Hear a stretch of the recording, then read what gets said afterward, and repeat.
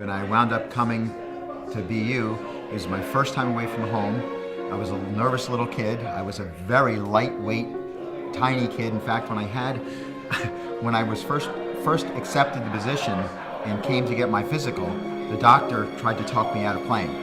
He said, you know, they're big boys that you're playing with, and you're only 150 pounds. What the hell is wrong with you? I won't allow you to play. I said, are you kidding me? I'm coming. You ended up having an admiration and respect. Greg Drew was the running back that replaced me, and I remember sitting on the sidelines at a game, and Greg took one hellacious hit, and I said, oh my God, I could have never handled that hit.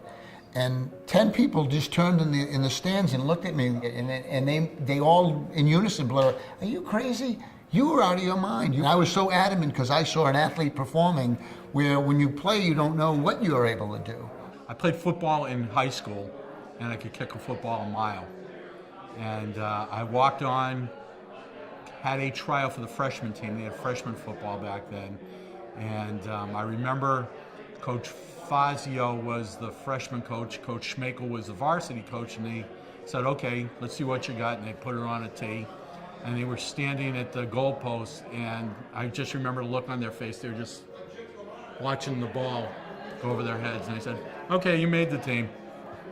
Okay, if you were to Google bowl games, 1969, you would not find the 40, 50, or 60 bowl games that we have today.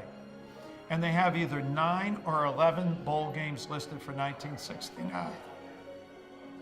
I'm getting emotional again because we were in one of them. I guess the first time I got into a game, I played defensive back, and one of our defensive backs went down with an injury. That's what got me into play for the first time, and while playing that position, I got my first interception, and that was exciting, a first big play in the first game I played in college football. But one of the proudest moments was going over to London. We played the first American college football game against University of Richmond, and even though it was a losing effort, I was voted offensive MVP of the game, so I have like a silver dish that I treasure in my office to this day. There's a camaraderie that I think is so much stronger from being involved in a competitive environment where you're not just taking an exam to get a grade with a bunch of classmates, but rather you're sweating and working and getting hurt and sacrificing so that you have the same result with a bunch of players who have the same goal. The friendship with the other players was very good. I mean, even to this day, and I graduated in 1961, and we maintain some good relationships still, especially with the fellas that are from the New England area. We get together in the summer, there's about 18 of us, and we play golf. It's been very nice. There's great memories involved. You go through so much together. It's 4 years, it's year-round.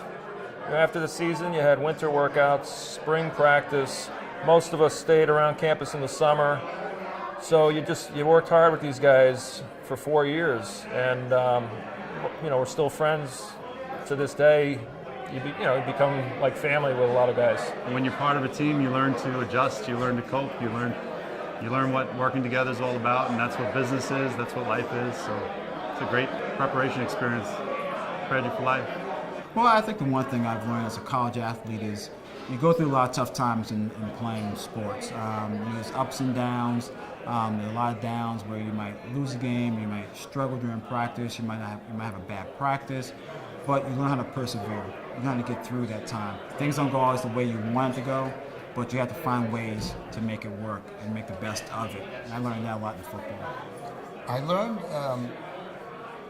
basically to rely on myself a great deal. When I put my mind to something, I was going to accomplish it, regardless of the obstacles that came ahead of you, regardless of the naysayers that said you can't.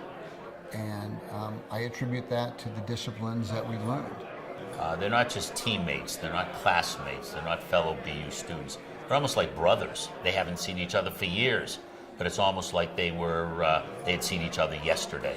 What makes me most proud is to see how these young men have really led their lives. They came from all different parts of the country, all different socioeconomic backgrounds, but they all came together, and the bond that brought them together was BU football.